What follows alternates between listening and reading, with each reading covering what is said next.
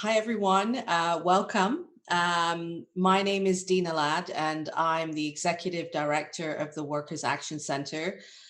What an incredible response we've had to this press conference. The outpouring of support against anti-Black racism and the interest in the story of Professor Aimé Avolonto and the um, horrendous experiences that he's experienced at York University, I think is merited for this kind of response. I'm one of the committee members who formed looking at the issues of anti-Black racism in post-secondary education. This network has been created to support students, staff, and faculty facing incidents, many incidences of anti-Black racism in Ontario universities. Anti-Black racism is a workplace issue, and at the Workers' Action Center, this is, absolutely something that we get calls on every single week.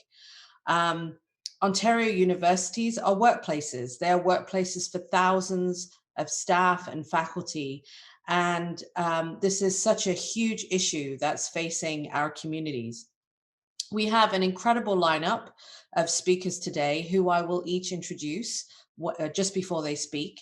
For journalists, thank you for coming and showing interest and in this story, because it's an incredibly important story.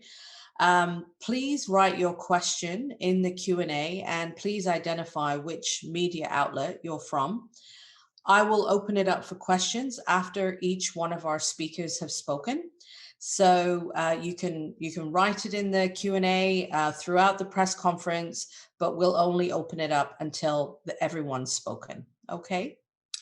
So so it gives me great pleasure and an honor to introduce Professor Aimé Avolonto. He is an associate professor in French studies at Glendon College at York University. And I'll pass the floor over to Professor Aimé Avolonto. Over to you. Good morning, everyone. Thank you for coming. My name is Aimé Avolonto. I have been a professor in the Department of French Studies since 2004. This is my 17th year at York. For most of that time, I have had a pleasant and productive experience. I love my colleagues. I love my students, and teaching is my life. But never in all that time did I think I would find myself in a situation like this one, where I have to turn to you, the media, and to the public to make an appeal for my dignity, for my humanity, for my integrity, and for my life. But here I am doing exactly that. Earlier today, I published a 50-page document called Letter from a Black Colleague, which you can find on my blog, teachingwhileblack.ca. In one word, teaching while black. I suspect many of you will be shocked, upset, and even angered by what I have to say in my letter. Some of you might find it unbelievable. After years of speaking out against anti-Black racism at York University, I too find myself in disbelief. Is this really happening to me? Is this what my life has become? I encourage you to read my letter for an overview of my case, including some details of the racist incidents I have experienced since 2016. I also encourage you to access all 4 of my applications at the Human Rights Tribunal of Ontario, which include a lot of my evidence. For today's press conference, I will address 3 questions for you. What happened to me?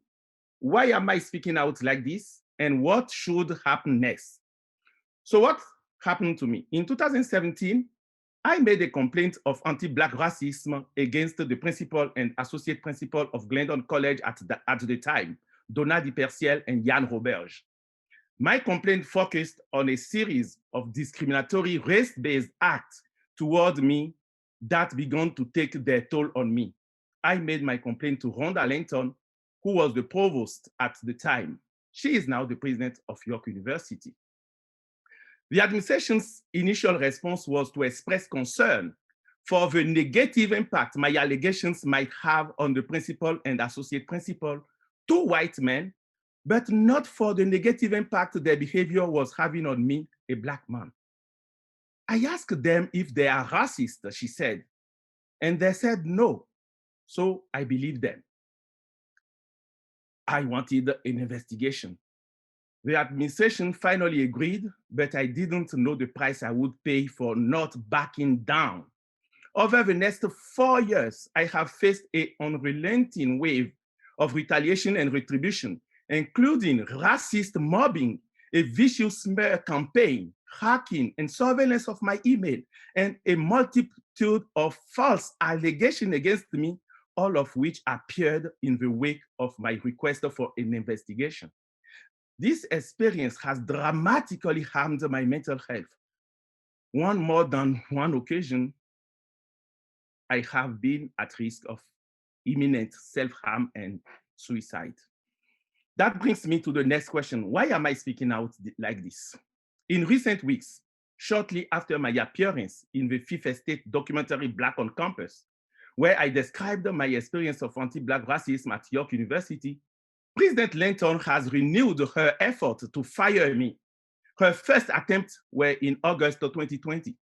Among her reasons for firing me, President Lenton has cited my recent media engagement in 2020, as well as a speech I gave about anti-Black racism to a meeting of the University Senate in 2017 in my capacity as an elected senator. Imagine that. At the same time as President Lenton is publicly promoting the university's framework on Black inclusion, she is trying to fire a Black professor under the guise of confidentiality for speaking publicly about what it's like to be a Black man at York University. This is a scandal. I am speaking out like this today because I have had no meaningful opportunity in the last 4 years to have my complaints heard, taken seriously, or properly investigated.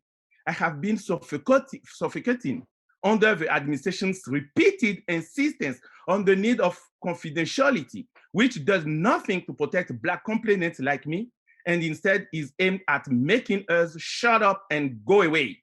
But I won't shut up and I won't go away.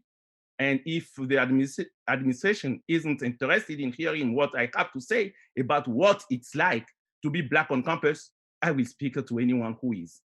At this moment, the whole world is grappling with all the ways that anti-Black racism affects our lives, especially for Black people. My lived experience matters. Whatever the toll, I cannot allow my complaints to be swept under the rug. But that is what the administration has been trying to do these last 4 years. This is not an example of Black inclusion, it is an example of Black exclusion, and it has to stop now. That brings me to my last question: what should happen next? First, the university must immediately cease its termination procedure against me. It must also immediately reinstate me and return me to my job after forcing me on leave since 2018.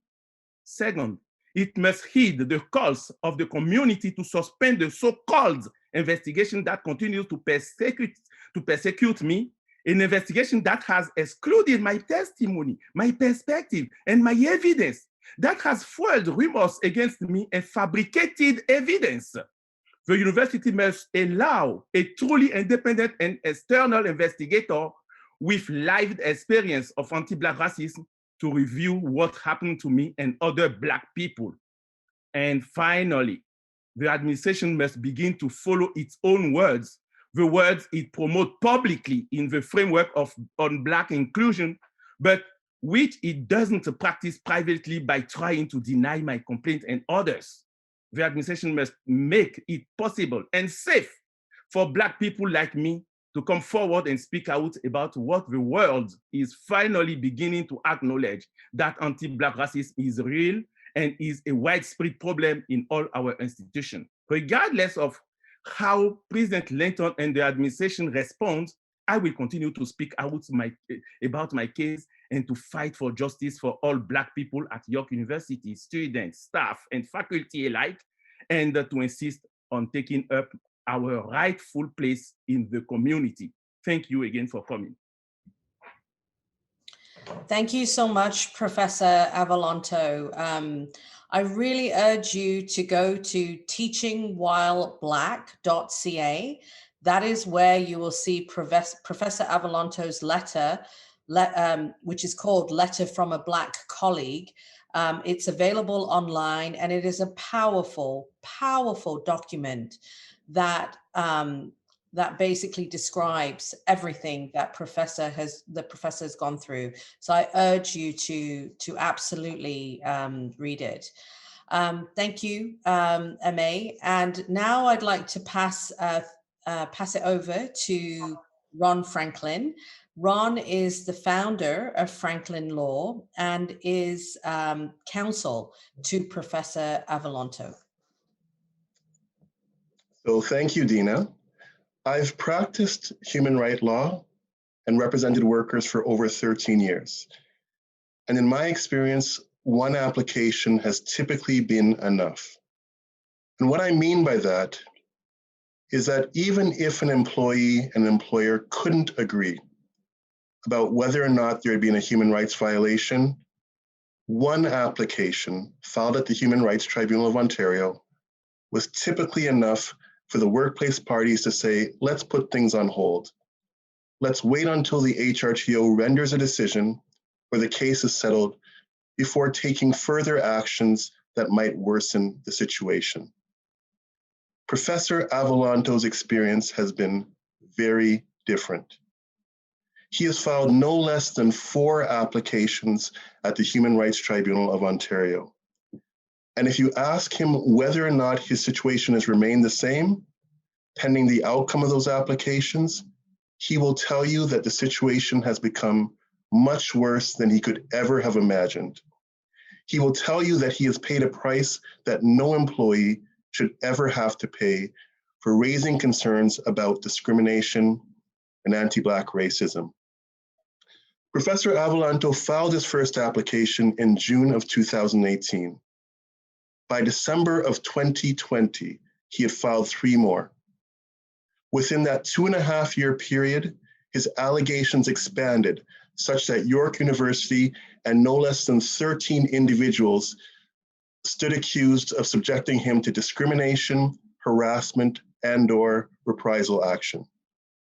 But within that same period, Professor Avolonto, the one who had first requested and was the impetus for York University's internal investigation, had now become the harasser, had now become the problem, had now become the employee worthy of sanction.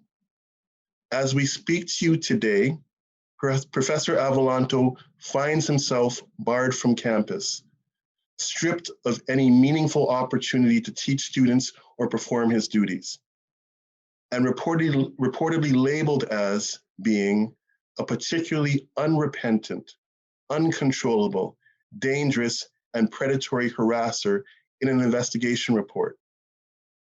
In stark contrast, those whom Professor Avolonto has complained about, the vast majority of whom were white and none of whom were Black, have continued to go on with their work, interacting with their colleagues, and some of them have even advanced in their careers.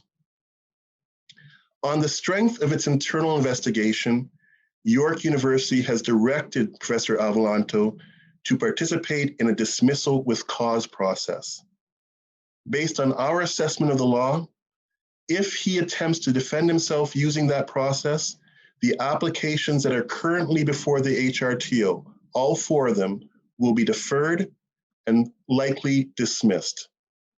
Dismissed without the tribunal ever having had an opportunity to hear them on their merits. And that is why in his 4th application, Professor Avolonto alleges that York University accepted the findings of the investigation without reservation and has invoked the dismissal with cause proceedings as a means of depriving him of his fundamental right to pursue redress at the HRTO. To be blunt, I repeat, I have never seen anything like this in my 13 years of practice. If these allegations are proven to be true, and we believe they will, not only did Professor Avolonto's first application prove insufficient to protect him from further mistreatment, it also failed to create space for the HRTO's process to run its course and act as a check and balance as it normally would.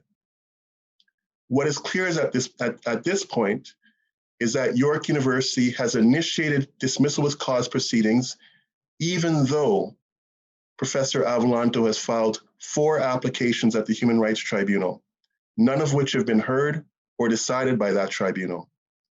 Even though Professor Avolonto has alleged that the internal investigation that York University relies upon was irreparably compromised by discrimination. Even though Professor Avolonto has alleged that he was deprived of opportunity to meaningfully participate in the internal investigation that York relies upon, because of its alleged failure to accommodate his disabilities.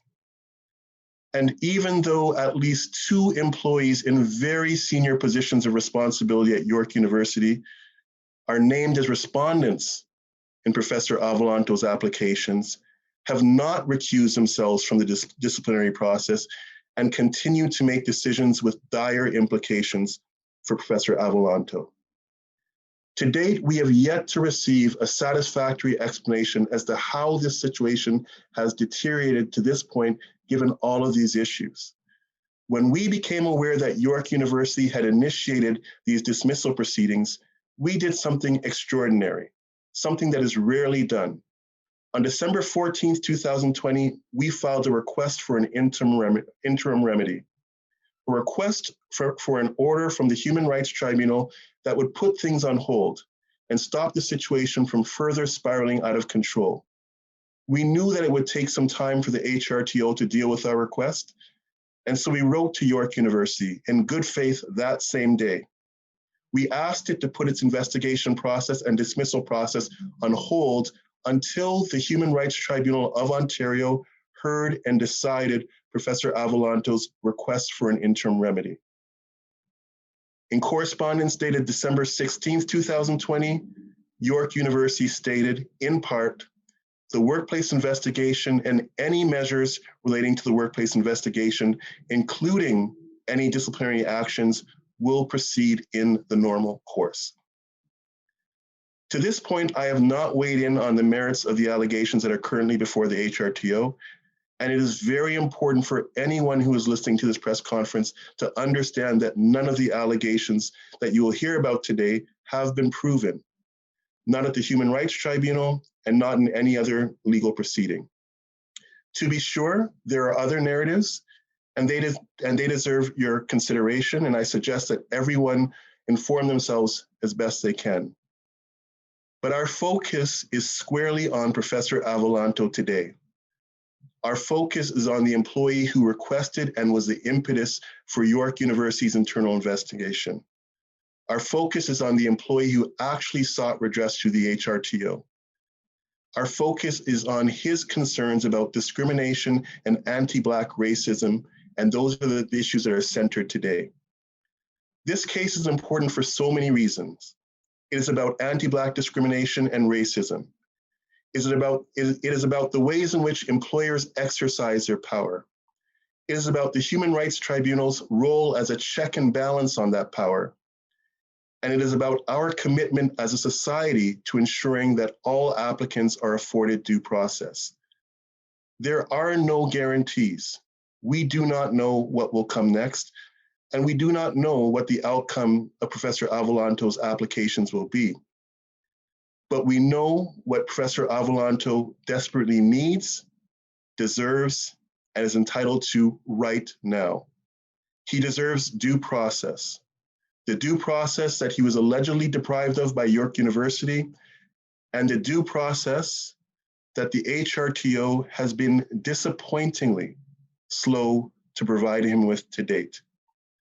What we're asking for, what we're demanding, is for the HRTO to simply fulfill its mandate, for the Human Rights Tribunal of Ontario simply to fulfill its mandate. We wanted to decide Professor Avolonto's request for an interim remedy and adjudicate his applications in a legally binding, fair, and timely manner. We wanted to assign Professor Avolonto's case to an individual with a strong legal background and a demonstrated understanding of how anti-Black discrimination manifests in the workplace. An individual who is truly independent and has no financial, political, or other ties to any of the parties, especially York University. Ultimately, what we're asking for and what Professor Avolonto is entitled to is justice.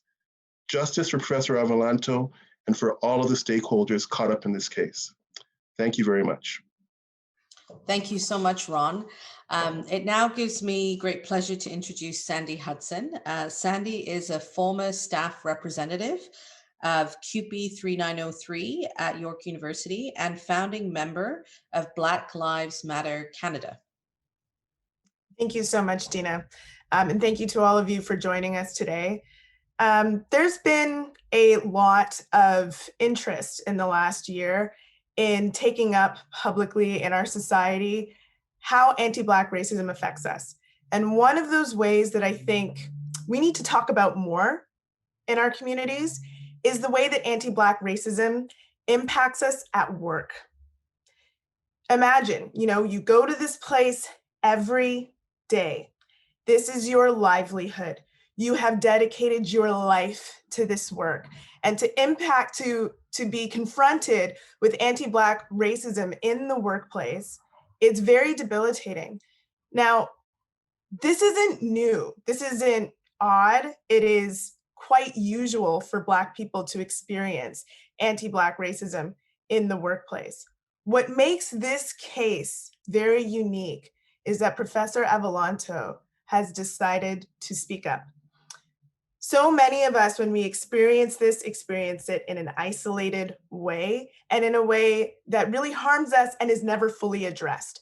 Professor Avolonto decided to speak up. And when a Black person is speaking up in their workplace and telling their employer, look, something is going on here and I need you to take care of this, I need something to change, that's a gift. That is a gift that employee, that worker is providing to the employer to say, can we take a moment to fix this workplace, to make it more effective, to make it more welcoming, to make it a better environment for everyone? That was the choice that York University had in front of them when Professor Avolonto made his complaint.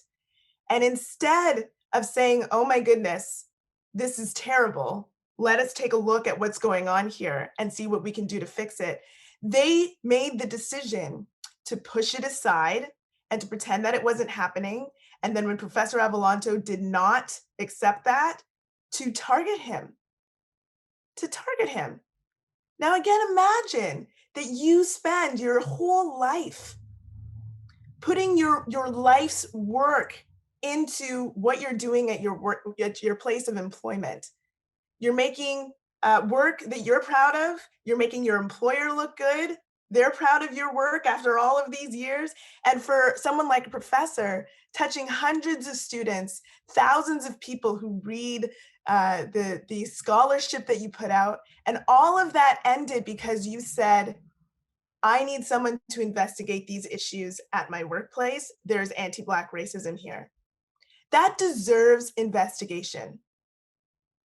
That deserves a discerning eye outside of the university taking a look and saying what's going on here, because I can tell you, as someone who worked as a staff representative at York University, that this is not the first time that there's been an incident of anti-Black racism, and this is not the first time that York University has responded with dismissal or denial, rather than doing the right thing, which is to investigate and try to address it. So Professor Avolonto, thank you so much for being the one to stand up for so many of us. And I really do hope for all of you on the call today, all of the journalists on the call today, that you really take this seriously and take a look at how this is happening, not only just to Professor Avolonto, and of course this case is very unique because of the way that he's spoken up, but how this is an endemic problem across workplaces. Thank you. Thanks so much, Sandy. I'm now going to pass it over to Azinwi Kien Saningong, who is the president at York Federation of Students. Over to you, Azinwi. Thank you, Deena. Good morning, everyone. As Deena introduced me, my name is Azinwi. I am the president of the YFS, the York Federation of Students, the Undergraduate Students Union at York University.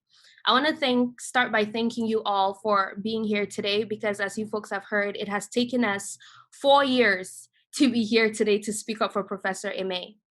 Since May, student leaders like myself, staff, and faculty have addressed the multiple issues facing York University's Black population, and most importantly, how our university senior administration, Rhonda Lenton's administration, can be accountable to York's Black population. The sad part is, this did not start in May 2020 when we had the uprising and supporting Black people as the trend. It started way before. I was in my first year at York University and has been a very prevalent part of my whole university experience. Before I go any further, I want to pose a question to everyone listening, and especially to the media. When do Black, Indigenous, and racialized bodies at our institutions just get to exist and not have to fight every single day as to why we deserve to be in these spaces, and most importantly, why we deserve to be protected in these spaces? President Lenton and the York administration prides themselves in diversity. That diversity, however, is solely reflected in the student body. It's not reflected in the staff, it's not reflected in the faculty, and it's definitely not reflected in the senior administration.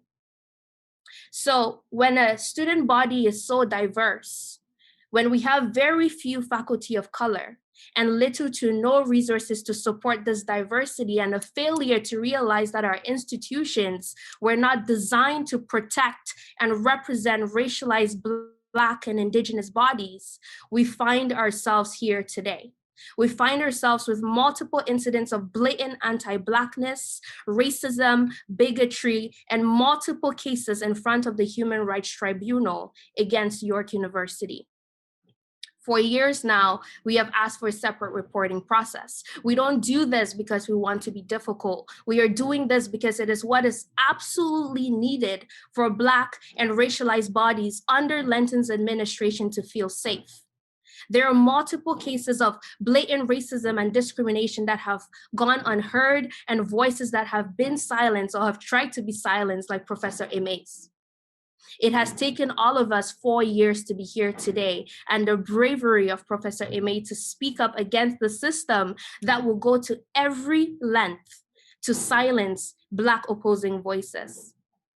4 years of continual mental distress and agony for Professor Aimé has brought us here today. This is not about confidential agreements. This is not about what President Rhonda Lenton can disclose or not disclose, but this is about giving Professor Aimé a fair chance.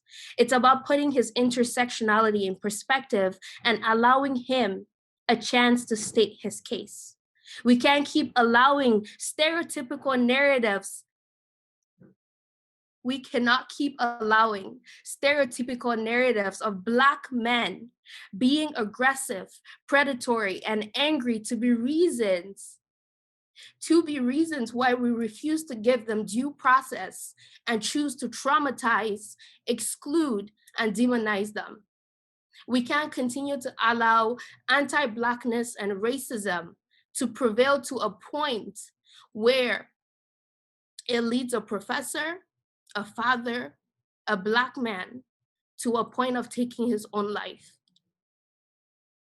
So to everybody watching today, this is the first step. This is our chance to seek justice for Professor Aimé and to hold York University accountable. Thank you. Thanks so much, Azinwi. I'd now like to introduce Fardosa Warsame, who is the president of the York University Graduate Students Association. Over to you, Fardosa. Thank you, Deena, and good morning, everyone, and thank you all for joining us today. I'm sorry, I'm very holding my emotions after Azinwi's comments. This is a very difficult story.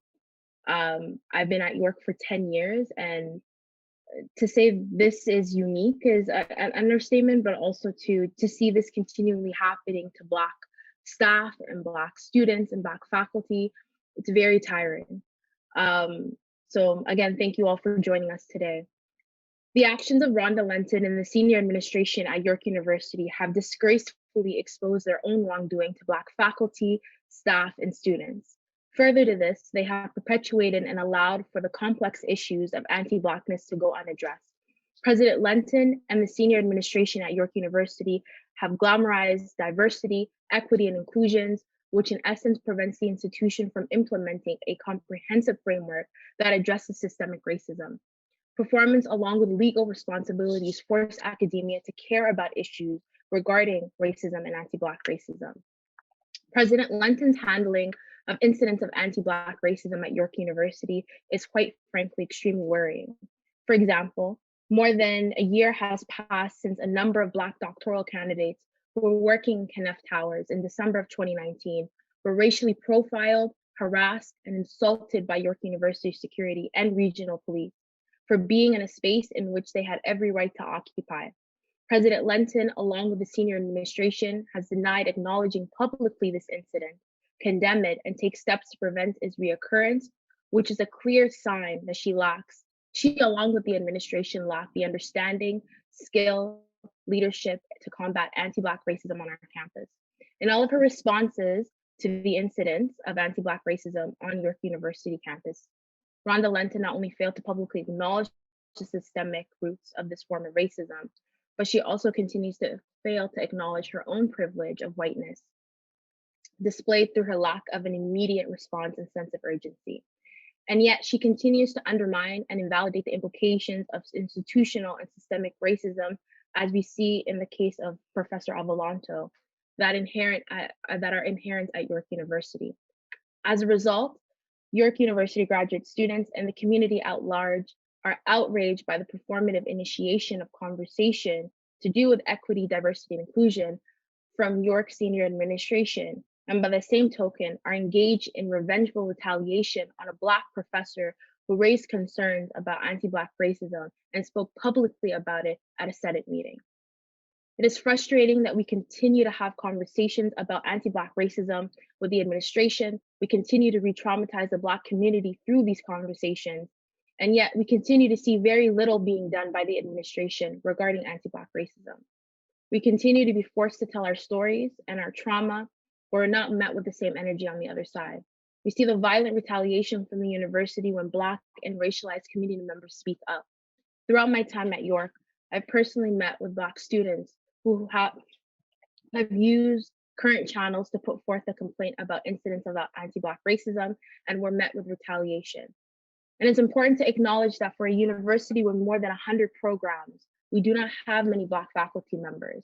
And so for the university to attack the very few Black faculty members we have at York is a clear illustration of the priority of saving face and not combating the complex issues of anti-Black racism in an institution that prides itself in being one of the most diverse universities in all of Canada. Our organization, as well as our allies, strongly encourage folks to read and sign circulating petition. What we're asking is Professor Avolonto to get a fair investigation, to be given a fair chance. For 4 years, York has ignored this request, and as a result, have put Professor Avolonto's life in shambles. All we're asking is for a fair investigation. Thank you. Thanks so much, Fardosa. Our final speaker today is James Clark. James is a former staff representative at York University Faculty Association. Over to you, James. Thanks, Deena. Thanks, Professor Avolonto, and thanks to all of you for attending today's important press conference. My name is James Clark, as Deena introduced me, and I am the former staff representative for Professor Aimé Avolonto. I first met Professor Avolonto in July 2016, shortly after I began my employment with the York University Faculty Association, or UFA, as many of you know it. I would remain his representative until my resignation from the association in December 2020. Over those 4.5 years, I was not just a staff representative who provided representation or advice to a member. I became a direct witness to the mistreatment that Professor Avolonto suffered at the hands of the administration of York University, including senior administrators and their designates. I was the person who first wrote to then Provost Rhonda Lenton in February 2017, making an urgent request to meet regarding Professor Avolonto's allegations of anti-Black racism at the hands of the principal and the associate principal of Glendon College. After 2 weeks of waiting, we had to file a grievance just to get an acknowledgement of the message. That approach we witnessed in those early days of ignoring, of denying, of dismissing complaints about anti-Black racism would repeat itself almost without fail for the next 4 years. Over that time, I witnessed the retaliation that Professor Avolonto experienced the more he would insist on an investigation or on having his complaints heard. And I witnessed the devastating and debilitating impact it had on him and on other Black faculty and staff as he failed to get a hearing or any acknowledgement of his experience. The patterns I observed over this period of time became obvious. For many white administrators, it was far worse to face or to have to deal with allegations of anti-Black racism, especially if there was a threat they would become public, than it was to allow actual racist acts or behavior to continue. And what allowed those patterns and allows those patterns to continue is the administration's insistence on confidentiality. But as Professor Avolonto has observed himself, confidentiality is meant to protect complainants and allow them to come forward with their complaints. Confidentiality is not meant to shield the university or administrators from scrutiny or accountability for acts or behavior that should properly be opposed and stopped, and not simply hidden from view. I am hopeful that, joining with all of you here today, in this moment of reckoning about systemic anti-Black racism at York University and among all our institutions, that other complainants like Professor Avolonto will find the courage and support to share their experiences when they are ready and when they feel safe, and that the entire community can begin an honest, open, and frank discussion about the realities of anti-Black racism on the campus. But that won't happen as long as Professor Avolonto's complaints go unheard and he faces retaliation for doing exactly what we hope our Black colleagues and students will feel safe to do, and that is to speak openly about their experiences at our university. Thank you.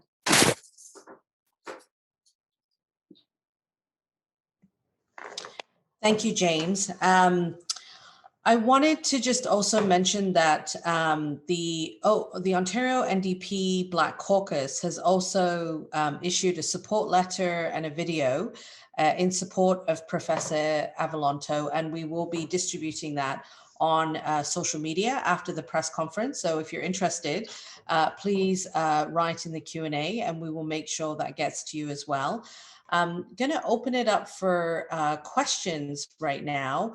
And I understand that we have Asha Tomlinson from the CBC who is interested in asking some questions and just wondering if she would like to begin. Maria Helen, would you like to ask your question to Professor Avolonto? So she says, hi, I'm with Radio Canada. Could Professor Aimé Avolonto elaborate more about what's happened to his situation since the Fifth Estate episode aired last February? Thanks, Ms. Rattel. Actually, what happened since the Fifth Estate's aired last February is what has been happening to me since day one that I decided to start speaking out, which was actually February 2020. More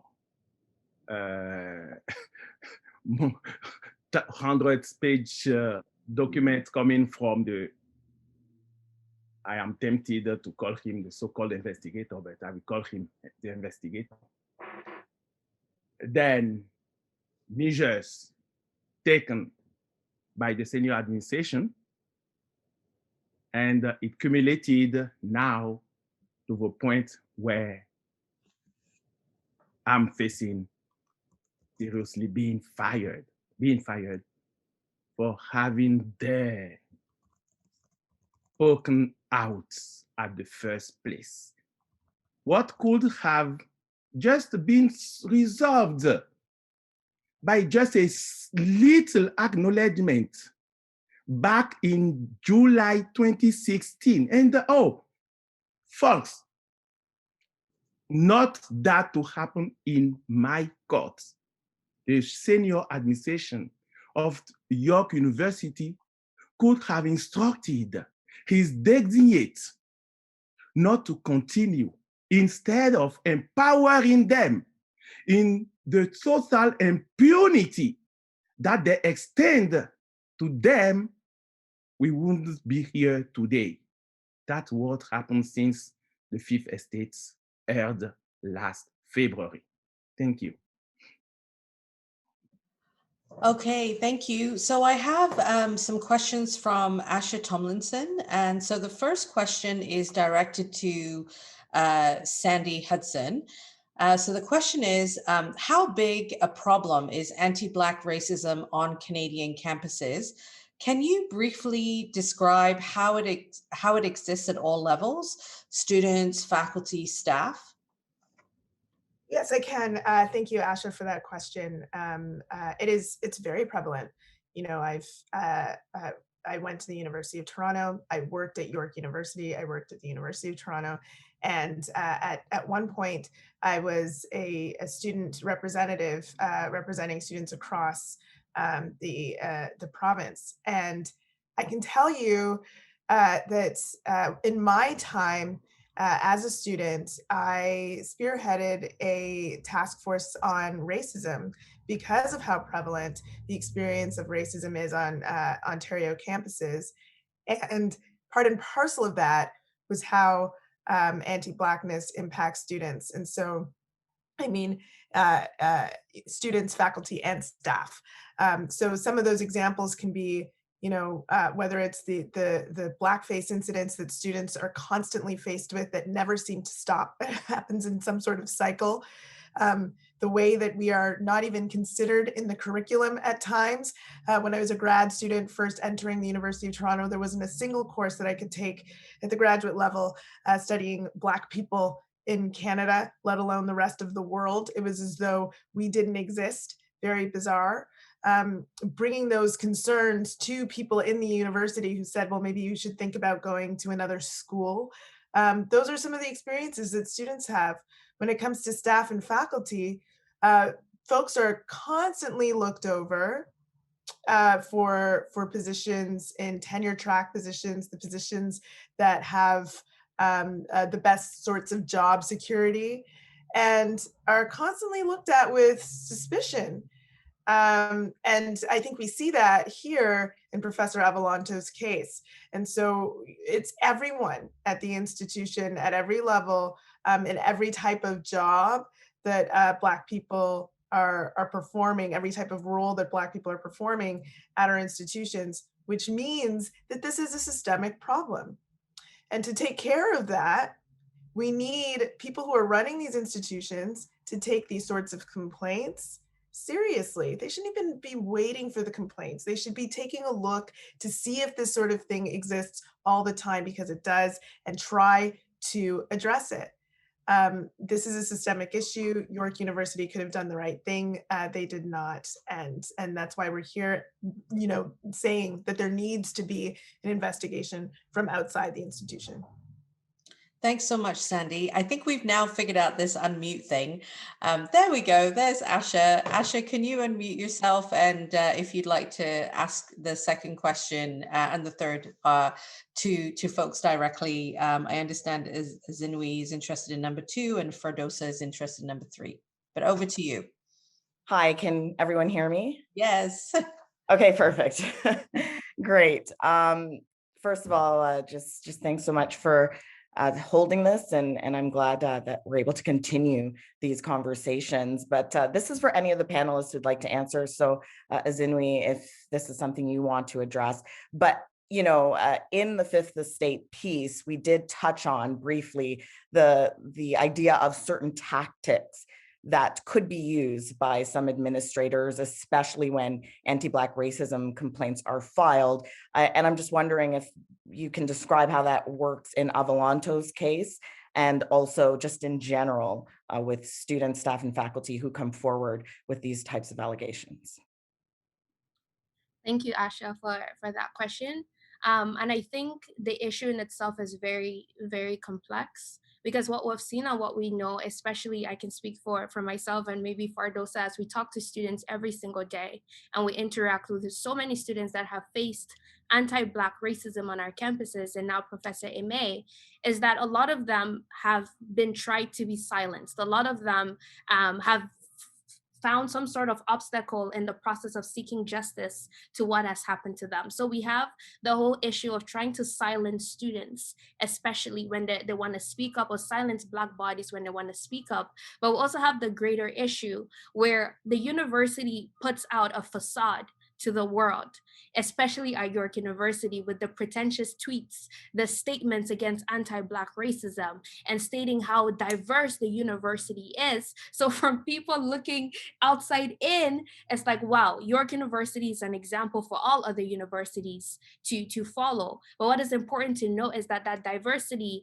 the fight against, the fight for anti-oppression and the fight for justice for a lot of Black bodies comes from grassroots organizing, comes from students, comes from Black staff and faculty. It doesn't come from the senior administration. So the facade they put out is deceiving to a lot of people looking in. And then within the cases that come up, the silent students, they try to take you out of the scenario and do everything in their power to make sure that you do not speak up. And that's why what Professor Aimé is doing is so powerful, but honestly, I'm scared. I don't know what is gonna come after this, because we've seen the lens that the university goes to silence Black voices. Thank you, Azinwi. Asha, I understand that you have a third question for Fardosa. Just generally, you know, what changes would you like to see in terms of what's happening at Canadian post-secondary institutions?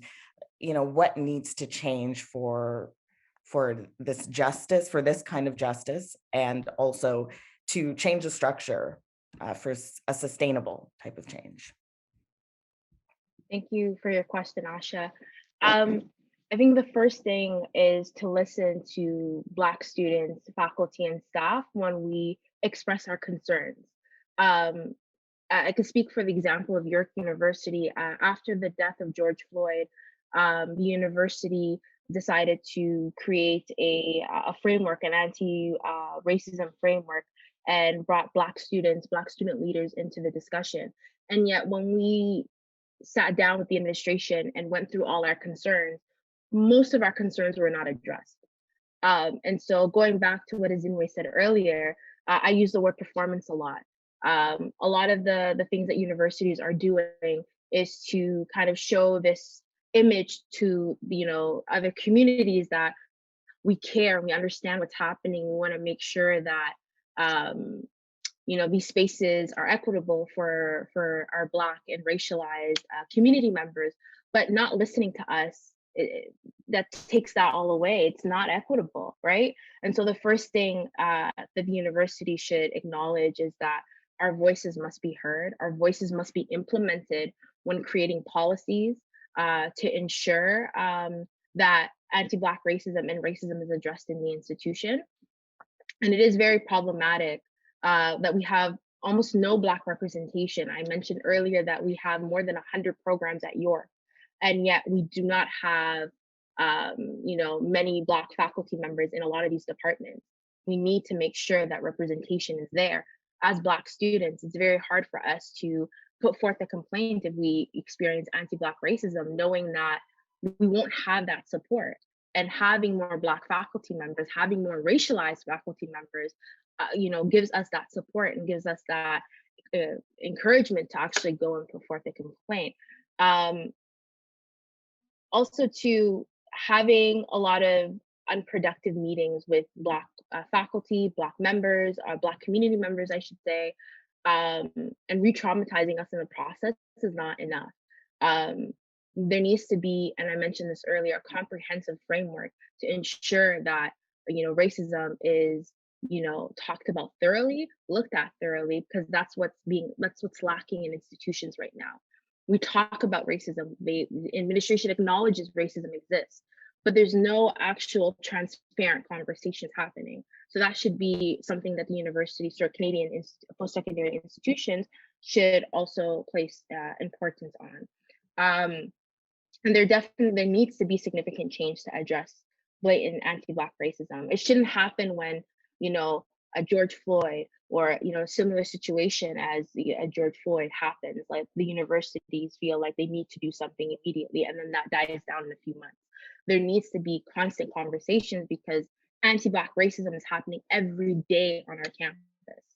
The violent attacks on Black and racialized people are happening every day on our campus. And so this should be an ongoing conversation, not just a conversation for a few months and then let it die down and let something big happen again, right? I just want to finally just say one last thing, that the university must embrace discomfort in order to have a productive conversation about anti-Black racism.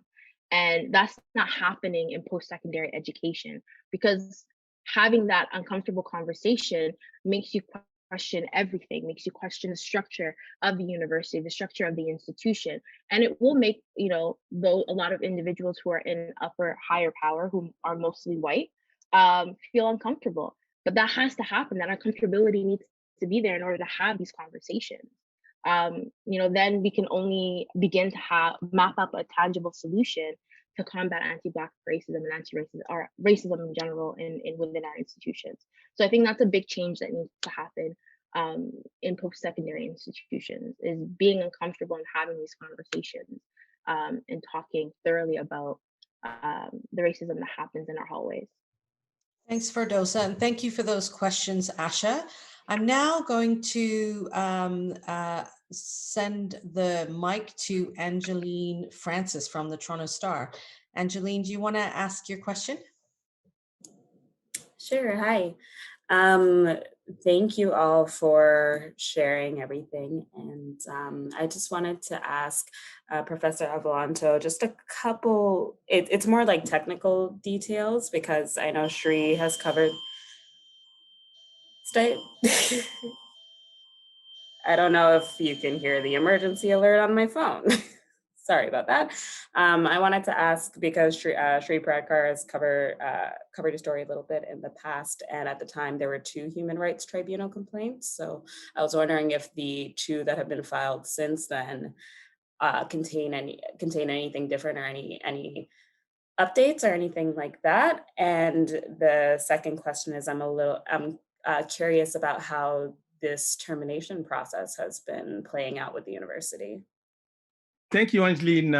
The answer to your first question is actually the consequence. My third application is actually the consequence of the university empowering people to make my life such a hell that either I decide to go away and abandon, or I harm myself, or I face what I'm facing today, an arbitrary termination procedure, decision made by the same administration that I named, because in my 4th application, Rhonda Lenton, Lisa Phillips, Barry Miller, and Roger Baudry, the investigator, are personnel respondents in my 4th application. They are personnel respondents. So these are people who have to respond to my allegation. Of course, it's still allegation until proven, but still, who are facing serious allegation from me, but who I'm sorry to say it, but don't feel the necessity of the decency to recuse themselves, or at least to hold the things under silence. No. So my third application is filed against the university and 3 colleagues for a situation, because everybody who is linked to me and who is asked to step away from me in their attempt to marginalize me, to isolate me totally, anybody who resists will face the same consequence. Be them, staff, faculty, or students. So my third application is about my PhD student who defended a very acclaimed thesis in January, but who, because of the power, the impunity, the arrogance that the senior administration is sending to my persecutors, they feel the power to block the submission of the final version of that thesis. The poor student was almost got crazy, a Black student of mine. So that about my third application. My fourth application is in the wake of President, and that was filed August 30, 2020. And after President Lenton and Prof Phillips have the audacity, I will call it, it is an audacity, and it is a mockery to human dignity, to human life, of initiating a termination procedure against me for having spoken out about anti-Black racism. I felt the necessity, because now that all the pieces of the puzzle are in place, I really finally have the full picture of what have going on for the past 5 years. Because like you, I am on this belief that there could be cover up from the top of the administration. I get to realize that, Aimé, disillusion yourself. That's what is really happening. And I can't wait for the moment to prove my allegation, because I want it to be clear for everybody. Everything I'm saying still allegation until proven. Right. The fourth application is accompanied by a request for interim order for the tribunal, because this is going to be 3 years now. My first application has got not a movement. The only thing that happened about that application is the notification to the respondent. Anyways, the way I understand what the plan about firing me is about, it is to force me to get into contesting internally in York, where they will still control everything, but in a legal process. And once you initiate a legal process, then the HRTO first suspend what has not been yet in motion. They will even suspend it.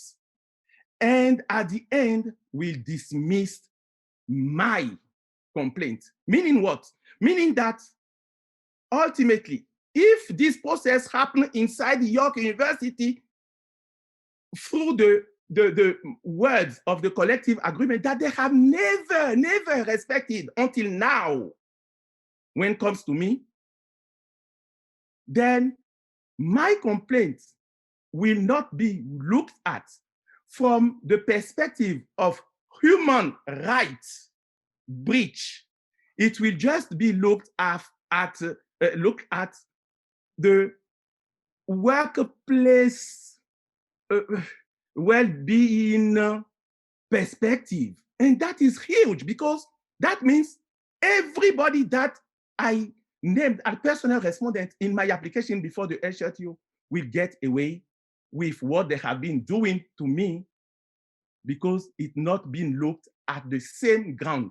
That is why, and publicly here, I am telling UFA, I am not going to engage in a process which is a process based on lies, which is illegitimate. I will not be engaged, and I'm not asking the union to engage on my behalf at all in an illegal process, because you can't use a illegal process to trigger a legal process to get away with what you've been doing wrong. Thank you. Thank you, Aimé. We're now going to the last two questions that are going to be asked by Fernando Arce from the Media Co-op. Fernando? Yes, hi, thank you. I was just wondering, just a couple of questions, and they're both related. I guess the professor, the best person to answer, but anyone could answer. I'm just wondering if if you have seen any type of support from any other type of staff. You also, the professor was mentioning about even students being trying to be silent students who show support. So I'm just wondering if you've found any type of support from any other staff, particularly or faculty, including white faculty, and from students as well. And also my second question, I guess, is just what kind of effect has this had, if any, on students on the campus during these 4 years? So maybe I can pass this over to Professor Avolonto, and then James, if you could also respond. And then the second question, maybe Azinwi or Fardosa can respond to that. Thank you very much. You know, I owe my life today to the community. I owe my life today to colleagues who secretly has been showing support to me, because what the administration wants is just this. Look what we do to people who dare speak out. So the fear, the Rhonda Lenton administration has installed a fear atmosphere around me so that people can't really come forward openly. But yes, I'm getting a lot of support. Otherwise, I don't know. I will certainly not be here today talking to you. Definitely not. And that is the atmosphere of fear that they have been entertaining around me. That is also the fuel that is motivating me, because if the people are so eager to silence me, that means they know they have to be doing something wrong. Otherwise, truth doesn't hide. Truth doesn't hide in a corner. Truth comes out wide. Only lies need to be hid because it's darkness. Thank you. James, over to you. Yeah, I'll try to touch on some of the other, I guess, topics that came up around this question. In the wake of the Fifth Estate broadcast, I noticed a range of reactions in the post-secondary sector among people who have experienced this kind of abuse, systemic anti-Black racism. There wasn't surprise. People felt re-traumatized watching it and seeing it, but it was also a very public validation of what people have been saying for many, many years about what their experiences have been.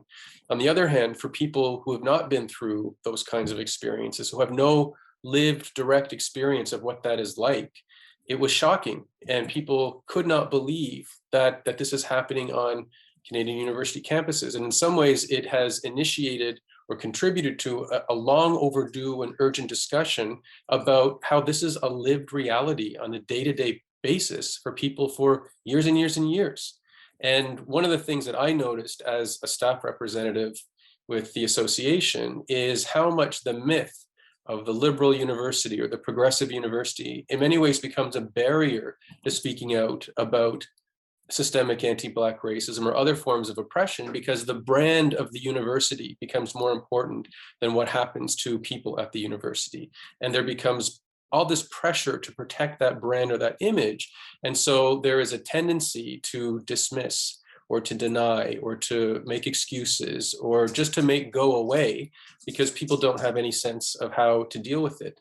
And I'm certainly not speaking as somebody who has experienced that myself as a white man, but I can say I've learned a lot from Professor Avolonto's experience, and I could see the contrast between the way he was treated when I represented him and the way white faculty would be treated when I would represent them.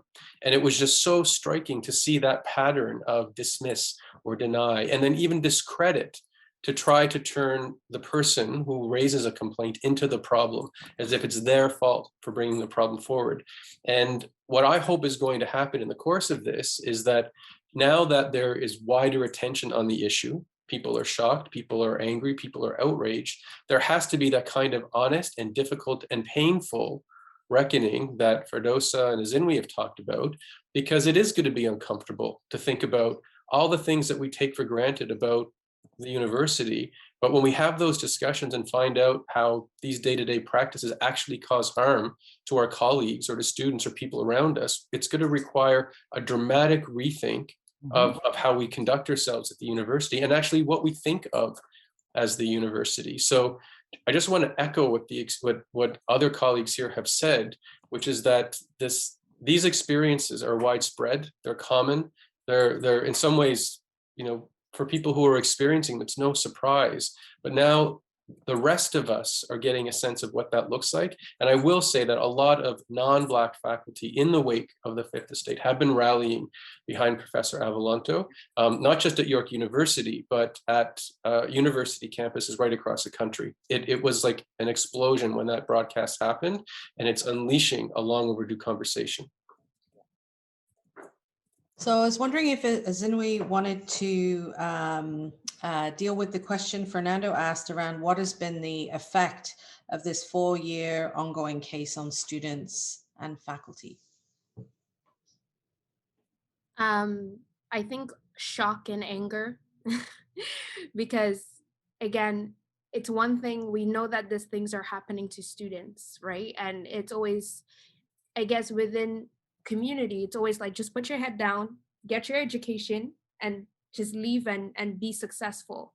But like, this has proven that it doesn't matter how far you go, the system gets you. It doesn't matter what level you reach, the system has been designed to exclude, demonize, and target Black people. And that is the simple truth.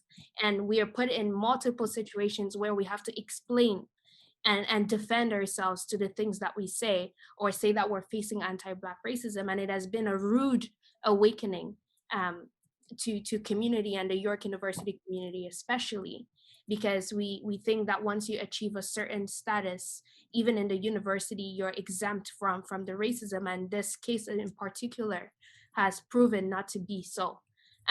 For the past 4 years, I can speak for myself, like going through school every single year, not just being a student, but have to be an activist. You have to defend yourself as to why you have to exist. My hope for students that are coming after me, and for faculty and staff that hold the skin that we're in, is that we reach a point where we do not have to defend ourselves and defend our existence and prove why we have to be protected in these spaces, or why we have to be treated as every other person in those spaces. So, but thank you for your question, Fernando. So I think that's all for the questions that we have from our journalists attending the press conference. There are many more, but I think they're wanting to do interviews directly. So I just want to urge you to check out and to read Professor Avolonto's letter, Letter from a Black Colleague. It's available online at teachingwhileblack.ca. And so I think you'll find this an incredibly compelling letter that talks in a lot more detail about all of the incidences of anti-Black racism. I'd like to thank all of our journalists for attending, all the incredible supporters who came out to listen. And also, I also just want to remind you that there is an incredibly important petition that's also circulating. If you are shocked by what you heard, if you are moved to action, which I really urge you to, because this we are desperately needing York University to take this seriously and to finally, after so many years, address what Professor Avolonto has gone through. So this petition urges you to do that. That petition will be circulated after this press conference. And if you registered for this press conference, I'm sure we will send it directly to you. And so please urge your family, your friends, folks within your own institutions to sign and support. And so thank you to all the incredible speakers here today, and especially a huge thank you to Professor Avolonto, who's taken tremendous risk in speaking out, but standing firm on the side of justice and doing what's right. And we completely, commend you in that. So thank you, everyone. And please continue to circulate the petition and the letter. Thank you.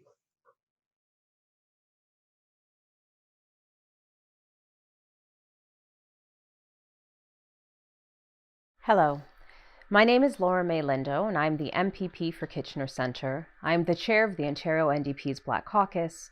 I am the anti-racism critic and the critic for colleges and universities in Ontario.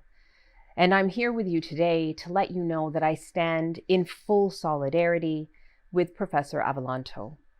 Nobody should be disciplined when they raise issues of anti-Black racism on university campuses. And that is why I am calling on Minister Romano to immediately